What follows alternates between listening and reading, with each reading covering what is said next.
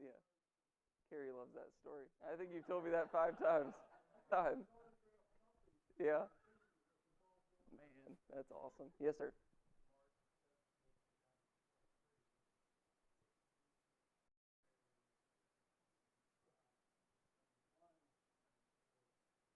And ruined all of our brackets. Yeah, absolutely. Absolutely. What else? Yes, sir. Rudy. Okay, yeah, that's a good one. That's a good one. Rudy playing for the Fighting Irish. Yeah. Okay. I love the movie. That's my dad's favorite movie. Is it really? How about that? I got tired of watching it. We watched it way too much growing up, but it's a good movie.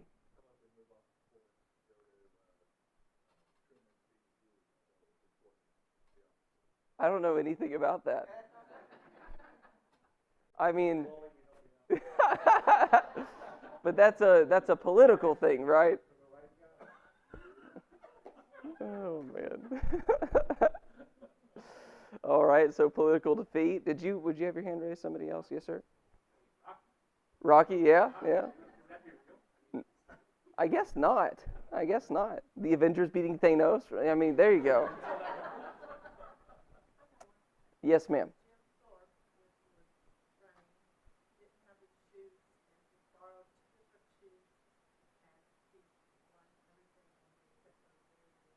That's pretty good. That's got all the good components there. You tied it all. You got the political stuff.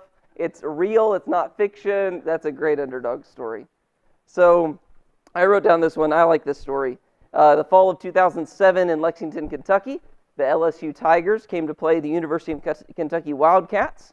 And that was a year everybody in the nation decided that LSU was the best football team. They were ranked number one, and everyone thought Kentucky was going to get blown out of the water. But the game was much closer than everyone imagined. It required 3 overtimes. But eventually, the Wildcats came out on top, beating the number one ranked Tigers, winning by a score of 43-37. The upset was so great that the fans rushed the field that day. And I guess I could have chosen a number of other sports stories that are so much better than that one. I just want to tell that one because that day my wife was there and she got to rush the field. So that's one of my favorite Leah stories. She got to rush the field. Yes, but if you divide that out by student, then it probably is only like $2 a student, so it's not that big of a deal. That's one of her favorite memories of all time, one of my favorite Leah stories. But there's something special about underdogs, right? We like underdogs. We like when the unexpected one comes out on top and the one that everyone thought would win ends up falling. We like that. And we actually see that a lot in the Bible. That's a theme, that's a trope that the Holy Spirit pulls out very, very often. And we see this a lot in the book of Genesis, right? In those times, we see many times where the firstborn, the one who is supposed to win, the one who's supposed to be in charge, ends up not being the one who's special. Where do we see that in the book of Genesis? All right, Esau and Jacob, right? Esau is the firstborn, but Jacob is the one who ends up supplanting his brother, becoming the more important one. Where else do we see that? In the chapter that I'm looking at. That's exactly, which one is that?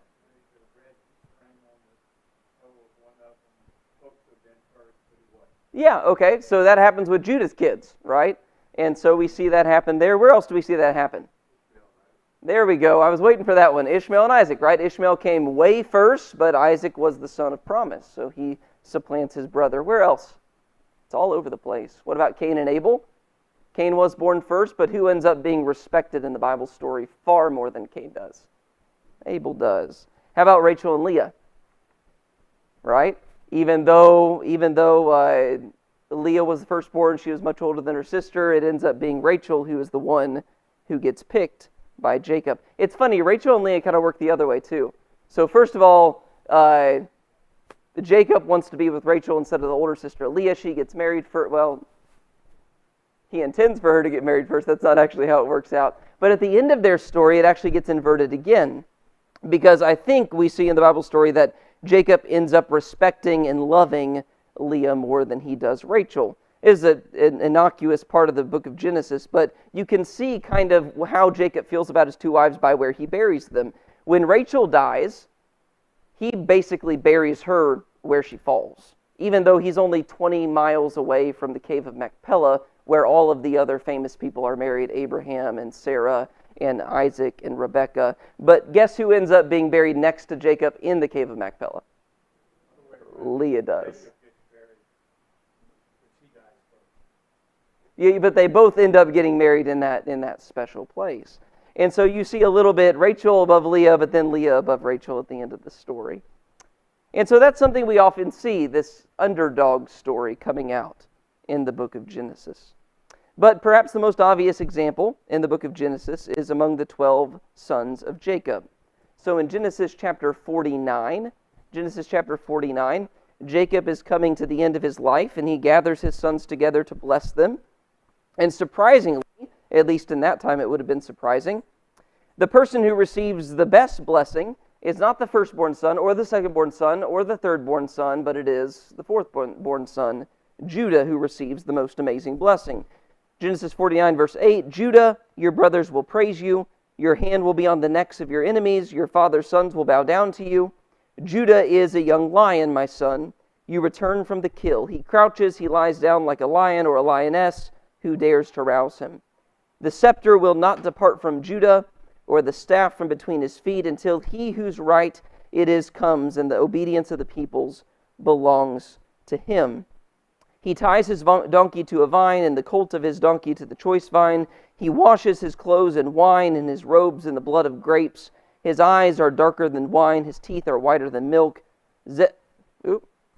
I'm sorry, that was the end of it. But you see this wonderful prophecy about Judah, that the scepter is not going to depart from Judah, which means the kings are ultimately going to come from this tribe. And so we see that the important person in the sons of Jacob is not the first three, Reuben, Simeon, or Levi, but it ends up being Judah. He ends up being the one through whom the promise comes. He ends up being the one through whom Jesus comes, and all of the kings of Israel come, not the person that you would expect. And that's kind of what I want you to see in Judah, in his story, that he's not the person that you would expect. And he's not the person that everybody would expect to carry on this line, but he's ultimately the reason God chooses. And I think the fact that God does choose Judah actually teaches us some very important lessons. You know, we typically see the closing chapters of Genesis as the story of Joseph, as we referenced before. Many times that's exactly what we do. We talk all about Joseph and how he becomes the leader and he becomes in charge. It's interesting to me, right? Because the rest of the Bible story is not about what happens to Joseph and his kids. Joseph's not the promised child. He's not the one that has this prophecy made about him that the kings are going to come from him and the seed is going to come from him. He's not really the one who becomes special later on in the Bible story. Who becomes special is Judah. And I imagine, or at least it's possible, that these closing chapters of the book of Genesis are not really about Joseph at all, but they're really about Judah. And they're really about how he undergoes a personal transformation, how he becomes somebody completely different by the end of his story, somebody who's worthy of the prophecy that's made about him. So let's consider that a little bit. And let's start by considering Judah's three older brothers. Because he is the fourthborn, and he is the one that gets the promise. But why were those first three kids rejected? Why were they not seen as worthy of being the person through whom Jesus came? First of all, what's wrong with Reuben? Why is Reuben rejected? Why doesn't he become this important person like Judah becomes? Yeah, he messed around with one of his dad's concubines. That's a perfect way of putting it, Wally. I appreciate it. So in Genesis 49, verse 1, then Jacob called his sons and said, "Gather round, I will tell you what will happen to you in the days to come. Listen, sons of Jacob, listen to your father Israel. Reuben, you are my firstborn, my strength, and the firstfruits of my virility, excelling in prominence, excelling in power, turbulent as water. You will not excel, because you got into your father's bed, and you defiled it. He got into my bed." And so in this moment, Jacob mentions one specific instance where Reuben displays his unworthiness, where he actually ends up sleeping with one of his father's concubines. We have that story earlier in the book of Genesis. But it's interesting that he doesn't just say, "Hey, you did this one thing one time, that means you're a bad guy." His rebuke is a little bit more comprehensive. apprehensive. He doesn't just say you slept with a concubine. What's he say? You're turbulent as water. What does that mean?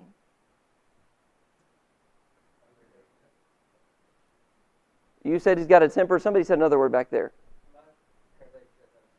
Unstable. Yeah, that's the idea. Turbulent water is angry water, right? Water with waves. It's water that's moving around a lot. There's an instability to Reuben, whether that comes out in his temper, whether that comes out in his rash decisions. And actually, as we move through this story, you're going to see a little bit more of that in Reuben, that Reuben really is not a good leader at all. He's unstable.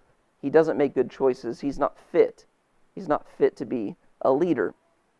Okay, so that's why Reuben is rejected. But what about Simeon and Levi? What do they do wrong? Why are they rejected from being these, from receiving that wonderful promise? He says in verse 5, Simeon and Levi are brothers. Their knives are vicious weapons. May I never enter their council. May I never join their assembly. For in their anger they kill men, and on a whim they hamstring oxen. Their anger is cursed, for it is strong, and their fury, for it is cruel. I will disperse them throughout Jacob and scatter them throughout Israel. Now that may seem really harsh and kind of cruel, but that's exactly the kind of people Simeon and Levi are. How do we know that? What?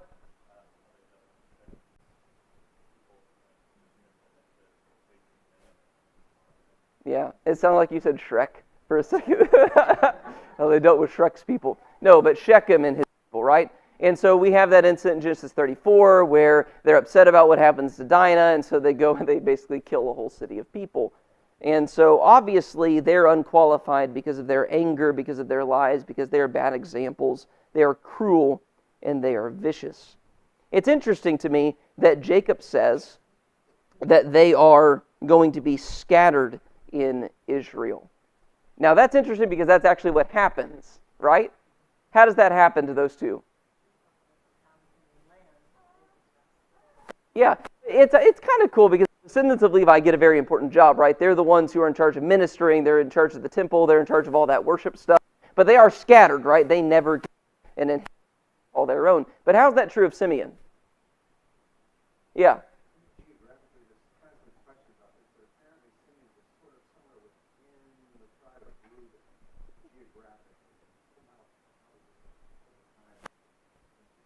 I wish I had a map. If I was more prepared, I'd have a map. I think it's Judah, not Reuben.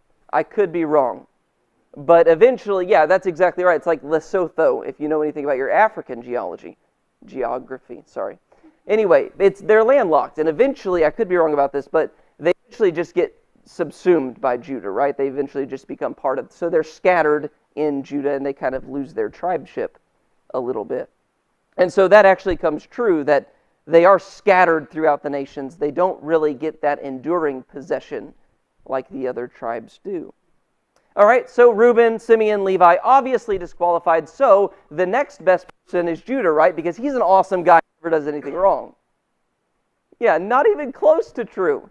And that's actually something interesting about this story. We're looking at these guys and looking at all the stuff they do wrong, and we say, oh, obviously disqualified, obviously disqualified, obviously disqualified.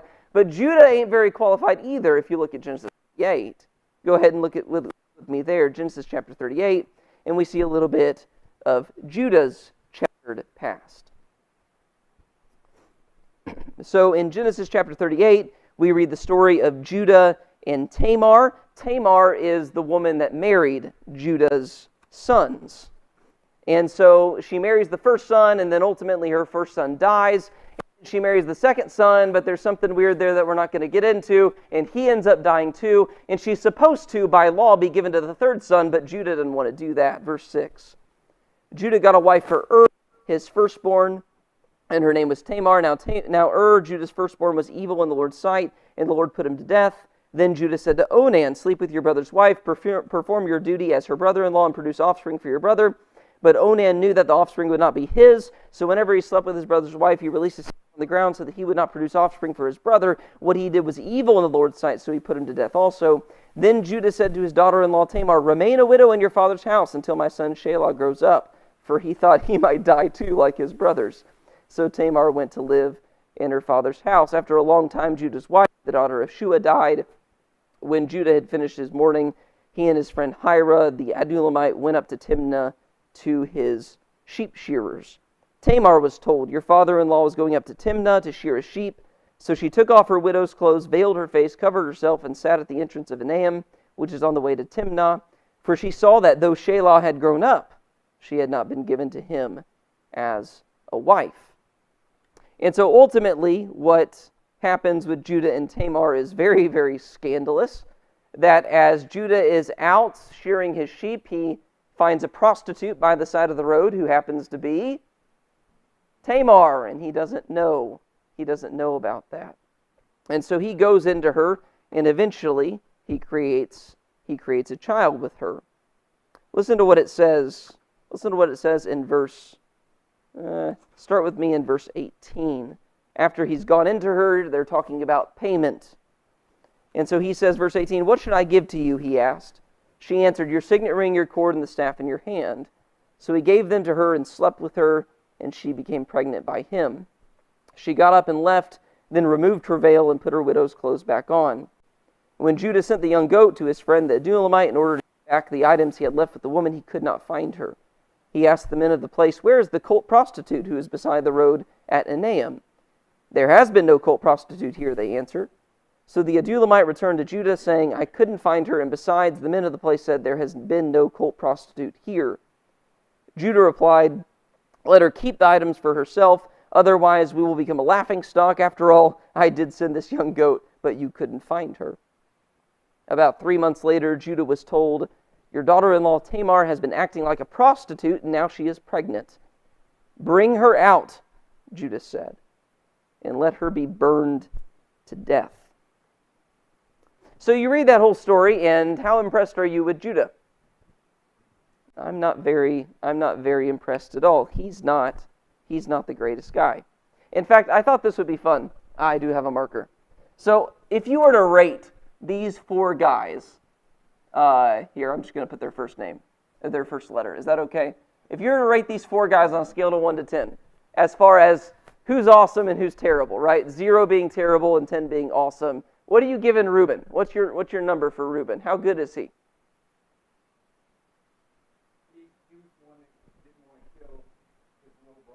Okay, so he gets some points there. He didn't want to kill Joseph. He tried to save Joseph, okay? That's not a number, Wally. You're giving him a 2? I'll give him a 5. You'll give him a 5. I think 5 is a little bit more fair. A 6? A 5.5? Let's give Reuben a 5.5.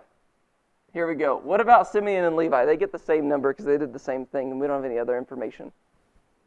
What do we give Simeon and Levi? You say 4s. Okay. A 3?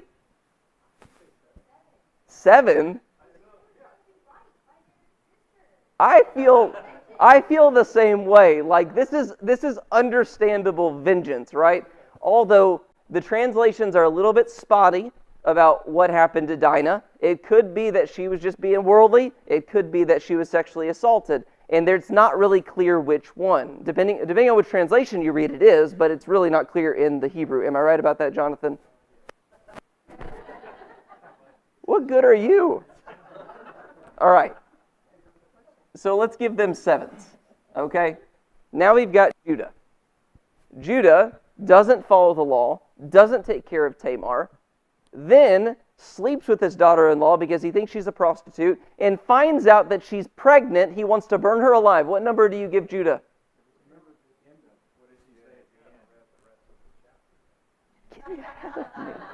This is the whole point of the whole lesson. Up to verse 24. Give him a number. Yeah, so he's a bad dad. So he gets a -3. Okay? Of all these 4 people, you look at the facts of the matter, and anybody with any kind of mind in their head, any kind of brain says, Judah's the worst one. In fact, can you think of a single brother who's worse than Judah? In fact, who said Reuben wanted to save his brother? You said Reuben wanted to save his brother. Whose idea was it to sell him? It was Judah's idea, right? He's the worst one of the bunch. So, how does he end up being the important person if he's the worst one, if he's a -3? And the answer is what Wally said, because of how he responds in this situation. So look at what it says. Verse 25, as she was being brought out, she sent her father-in-law this message, I am pregnant by the man to whom these items belong. And she added, examine them. Whose signet ring, cord, and staff are these? Judah recognized them and said, she is more in the right than I, since I did not give her my son Shelah. And he did not know her intimately again. When the time came for her to give birth, there were twins in her womb, and as she was giving birth, one of them put out his hand, and the midwife took it, tied a scarlet thread around it, announcing, this one came out first. But when he pulled his hand back, out came his brother, and she said, what a breakout you have made for yourself. So his name was Perez. Then his brother, who had the scarlet thread tied to his hand, came out, and was named Zerah. And it is from the offspring of that scandalous relationship that the bloodline toward Christ continues. But what I want you to see is that Judah responds in the right way to the situation. As awful and as ungodly as he acts in this story, he wants to burn this woman alive, even though he did exactly the same thing as she did. Exactly the same thing as she did. He sets himself apart because afterwards he truly changes. What we see from Judah in this story is we see confession for his sin, we see true repentance of his sin, and we see deep humility. Now, in our day, in our time, it would take a lot for a man to look at his daughter-in-law in that situation and say, she's more righteous than I. How much more humility does it take for a man in his time?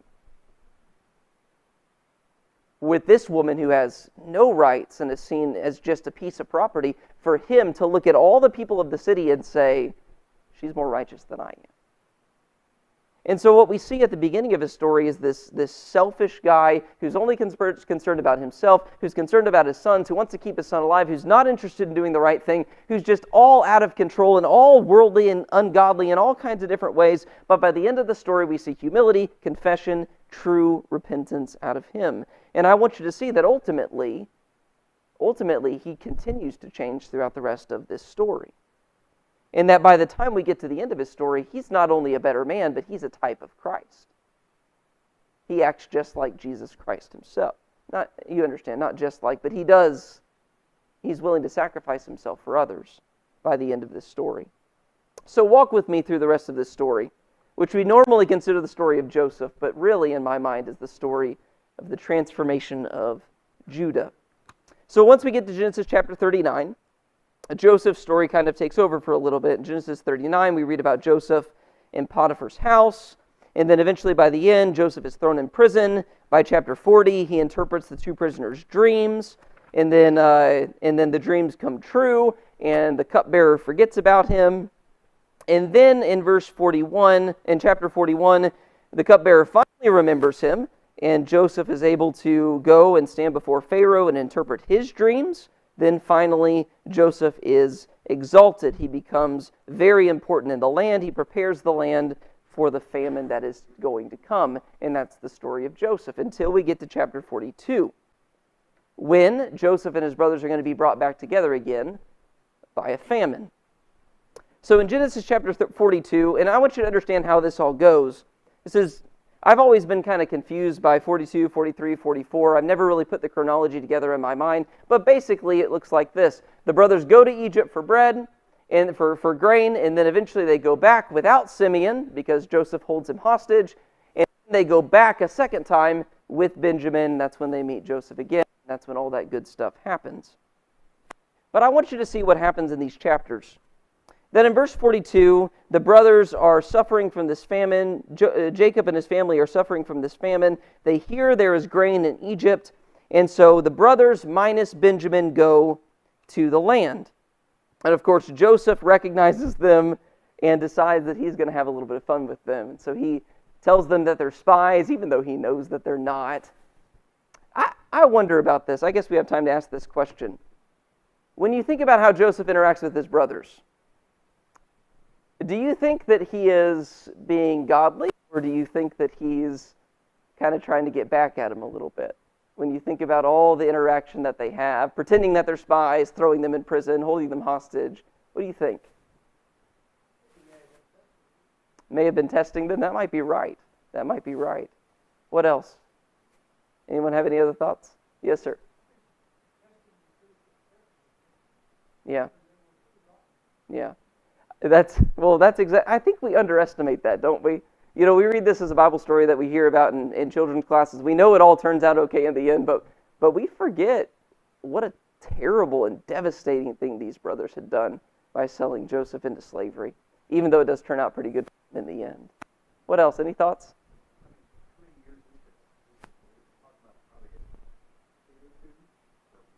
Yeah.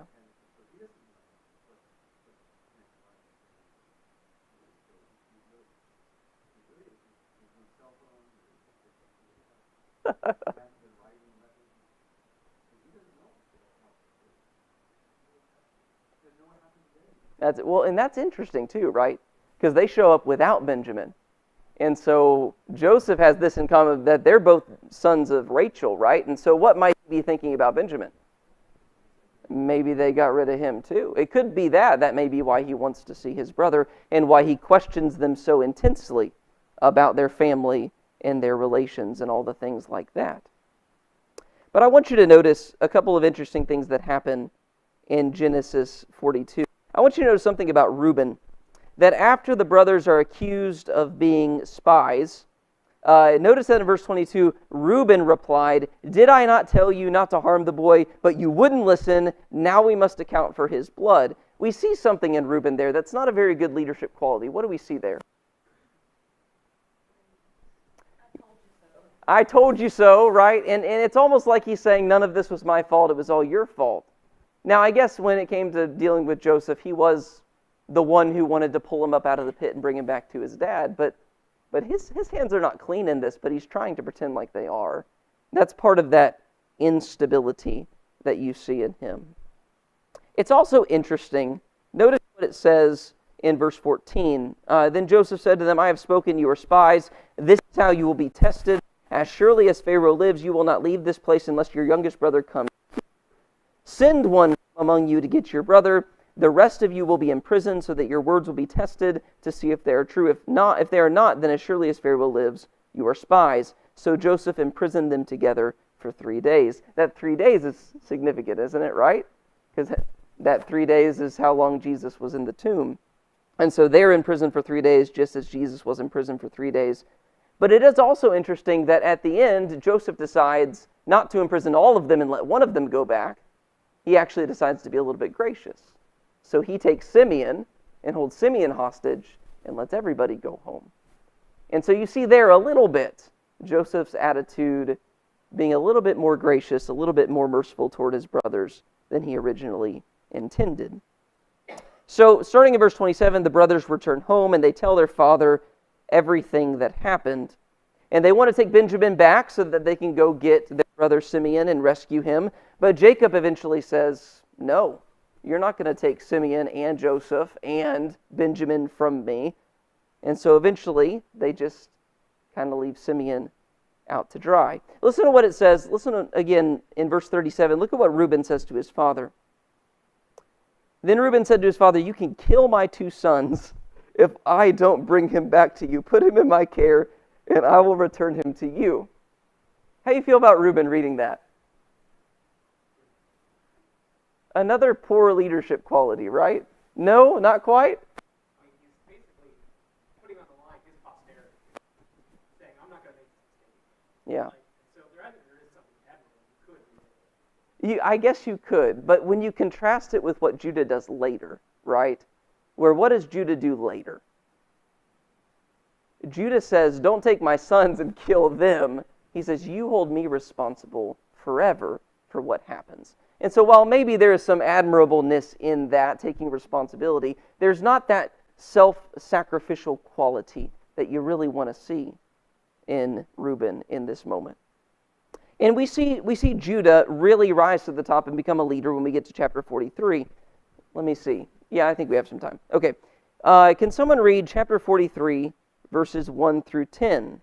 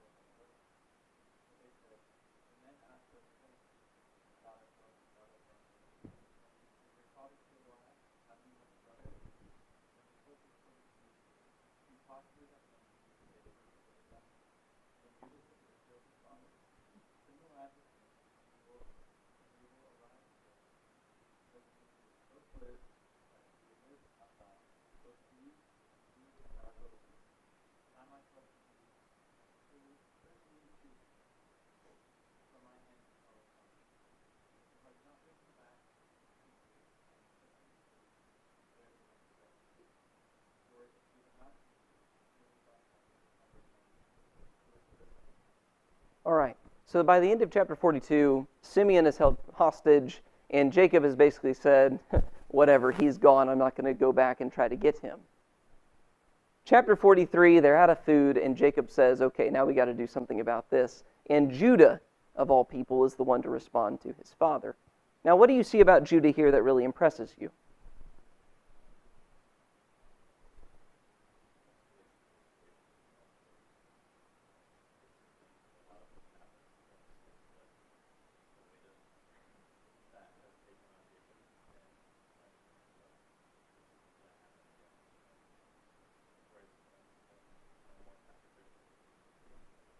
Yeah.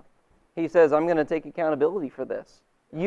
Blame my sons. Don't kill my sons, but blame me. Hold me accountable for whatever happens to Benjamin. He also takes ownership of the situation and tries to provide a solution when there are 10 of them that he steps up. And this is what I'm willing to do, to have a resolution of problem. Yeah, absolutely. I think I see that. Yes, sir. One thing in verse 10 is talking about, if we hadn't lingered as long as we have, then we would have been back and already returned. Yeah. So it makes me wonder if maybe the whole time while they're delaying, he's trying to get trying to make him take a decision. Perhaps. And the person we forget about in all of this is Simeon. The dude is languishing in an Egyptian jail. And guess who doesn't care? His dad. And I mean, this is the thing that drives me crazy the most, that not only does he assume responsibility to care for Benjamin and say, you can hold me accountable, I'll be the propitiation for him. Jacob is concerned with Benjamin. He doesn't care if Simeon dies. He doesn't care about Simeon. He doesn't care about the other sons. He cares about keeping Benjamin alive. And I think that's an amazing quality that you see in Judah. He cares about everybody. He wants to keep his family alive. He wants to go back and get Simeon. He has that love and compassion for everybody who's a part of this situation. I think that comes out very strongly here. What else do you see? I don't have anything else, but I was curious if you did. So by the time we get to chapter 44, Jacob allows his...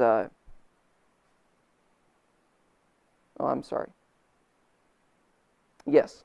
By the time we get to Genesis chapter 44, the brothers have returned. They've met with Joseph. They've eaten with Joseph. And Joseph even does the thing where he sets them in order next to each other, right? Oldest to youngest, and they're like, how in the world do you do this? But it's interesting. The brothers get the food. They retrieve Simeon, and they start to head back. They've actually left the city. What has Joseph done?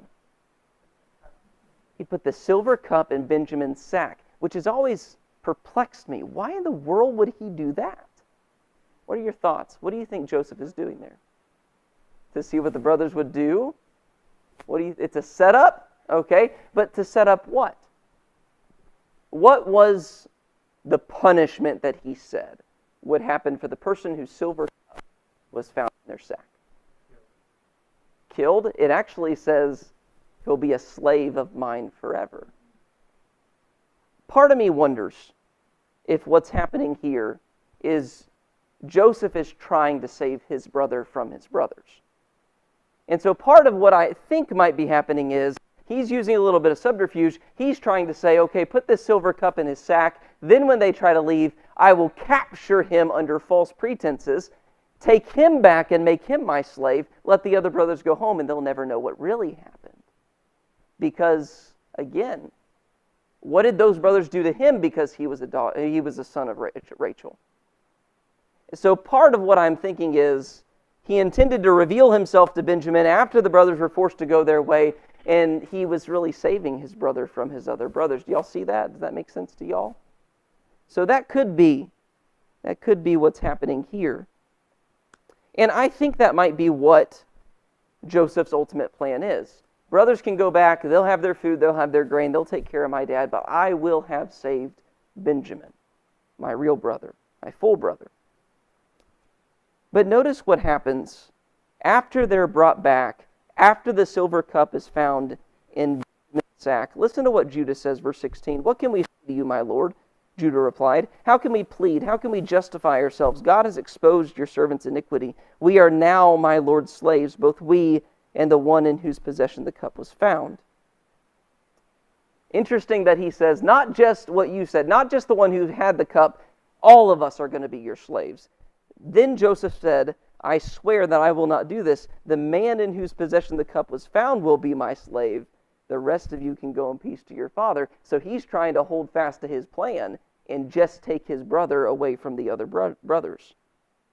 Verse 18, but Judah approached him and said, my lord, please let your servant speak personally to my lord. Do not be angry with your servant, for you are like Pharaoh.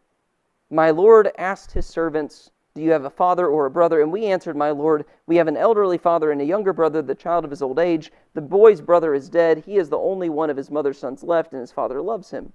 Then you said to your servants, bring him to me so I can see him. But we said to my lord, the boy cannot leave his father. If he were to leave, his father would die. Then you said to your servants, if your younger brother does not come down with you, you will not see me again. This is what happened when we went back to your servant my father. We reported to him the words of my lord, but our father said, go again and buy us a little food. We told him, we cannot go down unless our younger brother goes with us. If our younger brother isn't with us, we cannot see the man. Your servant, my father, said to us, you know that my wife bore me 2 sons. One is gone from me. I said he must have been torn to pieces, and I have never seen him again. If you also take this one from me, and anything happens to him, you will bring my gray hairs down to Sheol in sorrow. So if I come to your servant, my father, and the boy is not with us, his life is wrapped up with the boy's life. When he sees that the boy is not with us, he will die. Then your servant will have brought the gray hairs of your servant, our father, down to Sheol in sorrow.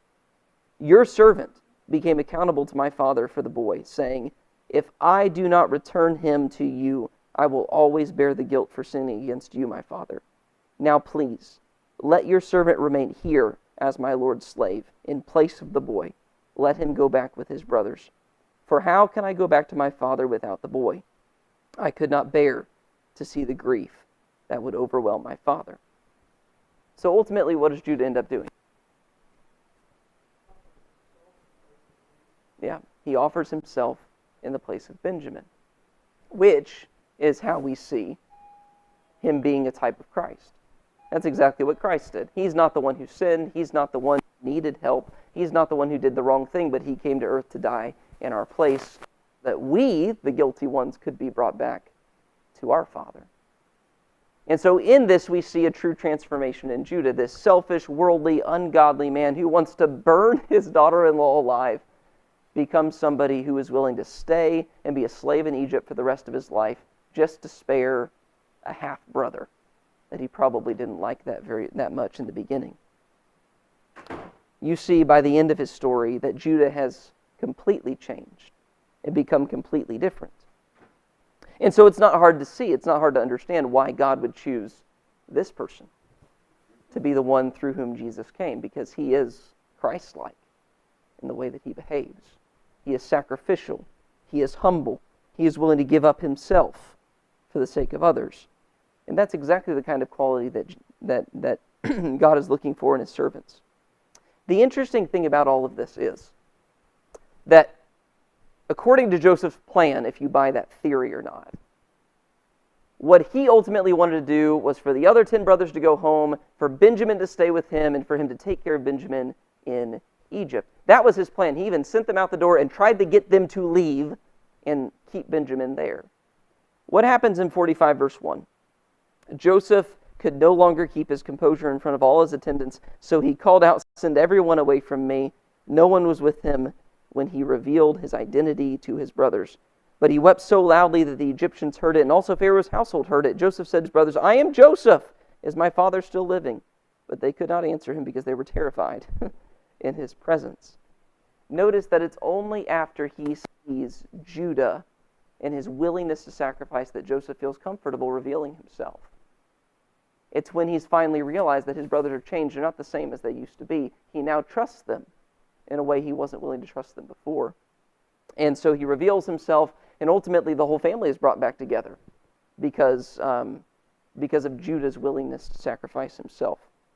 We're running out of time. That's about all I have. But I did want you to see that transformation in Judah. And I want you to understand what that teaches us. That God's not concerned with what we have done, necessarily. He's not concerned with what our past looks like or what kind of number we would get if we were ranked according to a number system on a board in a Bible class. What he's interested in is, are you somebody that he can transform? Somebody that he can change, like he changed Judah. And that's why Judah ultimately becomes the person through whom the seed comes. Not because he's great in the beginning or a very righteous man, but because he transforms and he changes. And that's what God's looking for in us. All right, that's all the time I have. Thanks for coming to class, guys.